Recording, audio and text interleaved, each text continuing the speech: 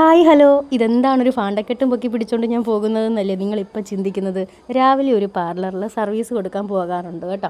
അപ്പോൾ പല പാർലറുകളിലും സർവീസ് കൊടുക്കാൻ പോകാറുണ്ടെങ്കിലും നമുക്ക് പാർലറുടെ പേരോ അവരുടെ ക്ലയൻറ്റിൻ്റെ ഫോട്ടോയോ ഒന്നും പോസ്റ്റ് ചെയ്യാനോ റിവീൽ ചെയ്യാനോ ഒന്നും അവകാശമില്ല. അപ്പോൾ അവിടെ കൊണ്ടുവരാനായിട്ട് കുറച്ച് സാധനങ്ങൾ ഫിൽറ്റർ ചെയ്ത് ഞാനൊരു വാനിറ്റിയിലോട്ട് മാറ്റി വെച്ചിട്ടുണ്ട്.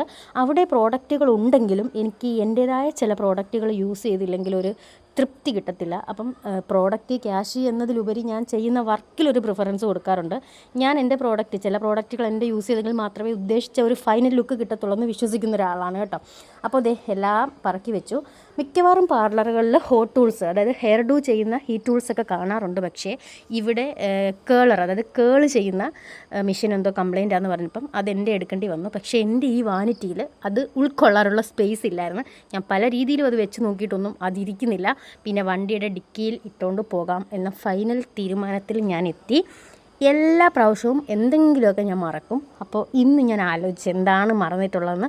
2 ലിപ്സ്റ്റിക്കും ഒരു ക്രീം ബേസ്ഡ് ഫൗണ്ടേഷനും ഞാൻ മാറ്റി വെച്ചിട്ടുണ്ടായിരുന്നു വേറൊരു ബാഗിൽ.